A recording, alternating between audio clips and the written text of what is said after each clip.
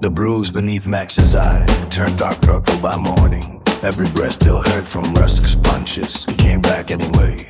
Rain hammered the streets outside High Street Gym. All fighters trained beneath flickering lights and wasted fans. The smell of sweat and wet concrete filled the room. Coach Vale stood beside a table covered in weapons, knives, batons, chains, broken bottles, objects stolen from ugly places. You learned something yesterday, Vale said. Max touched his swollen ribs, that getting hit hurts. Vale shook his head, no. You learn fists have rules, you picked up a knife, this doesn't. The room quieted. Vale tossed Max a wooden training blade. Most fights end before skill matters, fit decides them first. Russ stepped onto the mat again. Max tightened instantly. Russ noticed service fear. Vale said. Russ pulled the training knife from his belt. The sight of the blade changed everything. Yesterday felt like sport.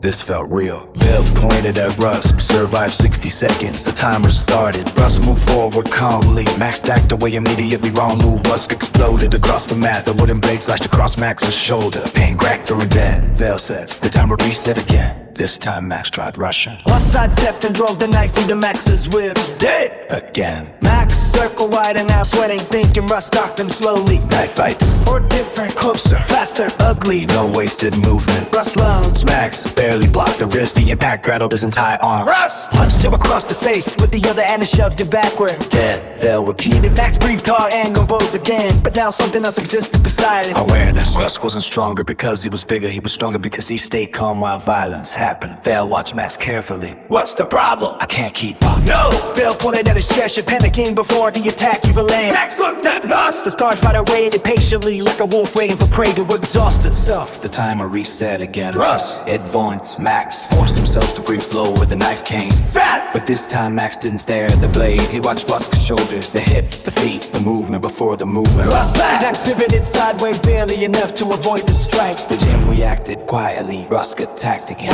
Max retreated to the work table. Bad position. Rusk cornered him instantly. Knife flashing downward. Max grabbed a loose chain from the table by instinct. The blade stepped toward him. Max wrapped the chain around Rusk's wrist desperately. Both men crashed into the table. Workers scattered across the floor for 1 second. The knife stopped moving. Rusk looked surprised. Max drove a elbow into Rusk's jaw. The larger fighter staggered backward. The timer buzzed. Silence filled the gym. Lax stood frozen, holding the chain. Breathing hard. Alive. Fell solely smiled. Good. Max blinked. I still love. Vale said, but your mom adapted. Squabbed his jaw and not at once. Small, but real Vale walked toward the wall of weapons. Fighter teaches fear. He pointed toward the knife on weapon teaches fear, then toward the chain of Max's hand. But the environment, Vale's size hardened. Teaches survival. Yes, Vale said, but you adapted. What rubbed his jaw but nodded nonce. Respect, small. But real Vale walked toward the wall of weapons. One fighter teaches fist. He pointed toward the knife on weapon teaches fear, then toward the chain of Max's hand. But the environment, Vale's eyes hardened. Teaches survival. Deaths, Max looked down at the chest. Something clicked in his mind. Only pain could become a weapon. Objects. Words, money.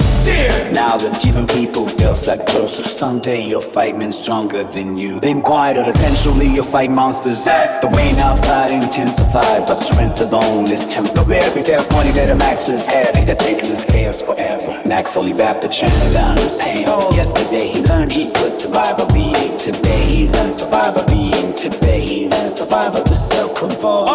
And somewhere deep beyond fear, something inside him was beginning to wake up.